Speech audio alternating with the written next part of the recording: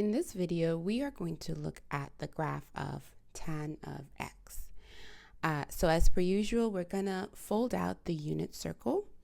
Of course, here we have 0. Here we'll have pi over 2. We'll have pi here, 3 pi over 2. And this will be a complete revolution, so we can also call this 2 pi. Now, we're going to also need our coordinates. So if you recall, this is going to be 1, 0. Here we're going to have 0, 1. Here we're going to have negative 1, 0. And here we're going to have 0, negative 1. Now, if you recall, when we looked at the basics of our unit circle, we highlighted that here we will have our coordinate point corresponding to cosine theta and sine theta.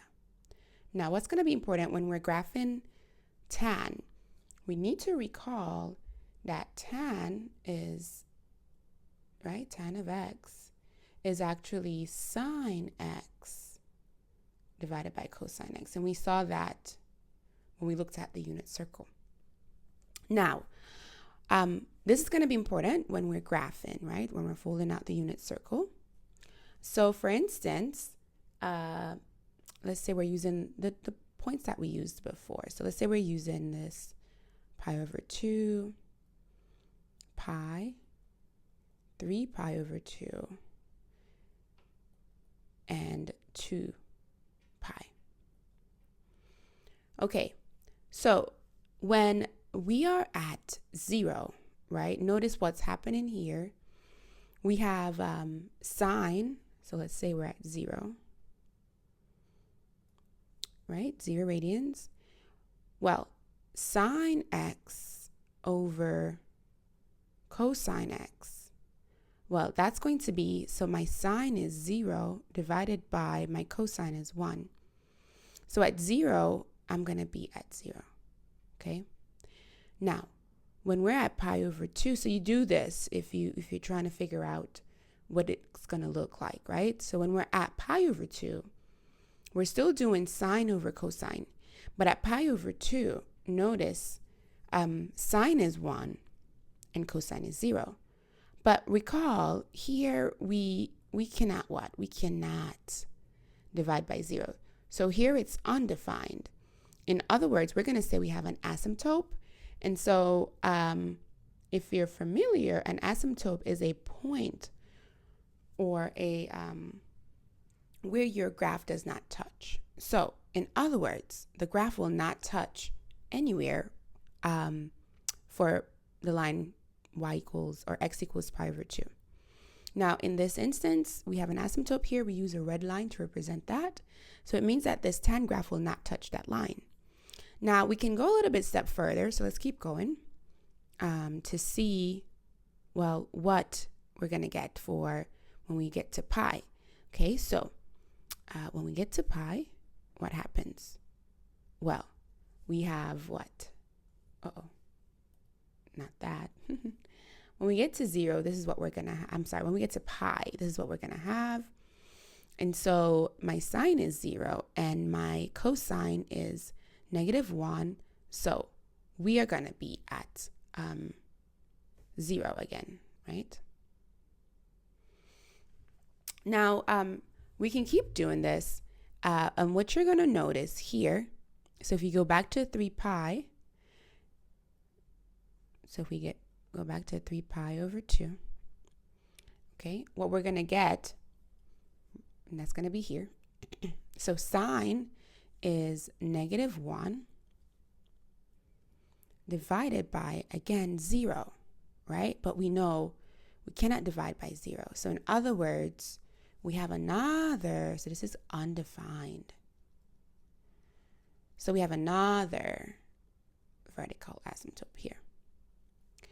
So what happens here is we're essentially going to have a vertical asymptote everywhere we have an increment of pi over 2, or everywhere cosine is 0, right? Likewise, if we were to go in the opposite direction, this would be negative pi over 2. This would be negative pi, negative 3 pi over 2, and this would be negative 2 pi.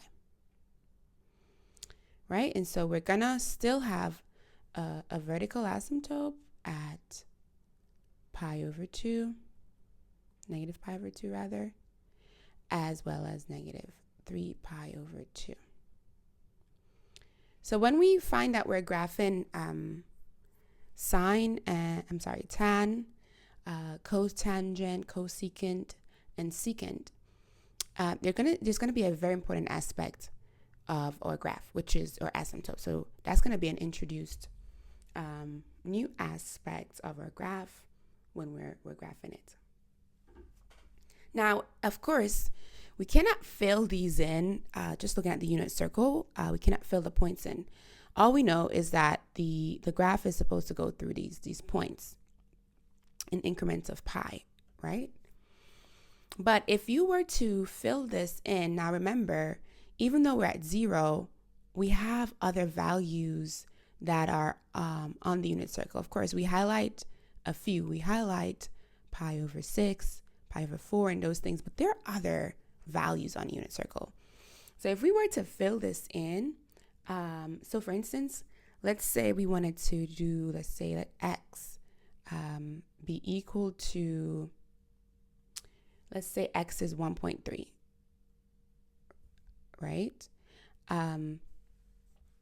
So 1.3, and you can like literally put this in your calculator, and so you'll find that we'll have to also do this when we're doing examples for graphing tan. Right? So if you look at pi over 2, remember pi is 3.14, okay? And if you want to look at the numerical value for pi over 2, you can literally put pi divided by 2 on your calculator. And so you'll see that this is actually about 1.5, right? Alrighty, so I'm going to find a point that's a little bit below that. So let's say 1.3. So if you plug tan of 1.3, you will get the x value that's associated with that. And so you would get around 3.6. Okay, so you literally plug this in your calculator. All right, and so that will put us about, let's see, about somewhere here, right? And then you can actually fill some more values in. And so also if we wanted to do a negative of that, we'll have, if we have x equals negative 1.3, then tan of negative 1.3 is going to give us negative 3.6. So we'll be about down here somewhere. So if we wanted to really graph tan, it will look something like this, right? It will tend towards the asymptotes, but it will never touch the asymptotes. And if we were to continue this pattern, in fact, this is what the graph of tan would look like, right? This is the graph of tan.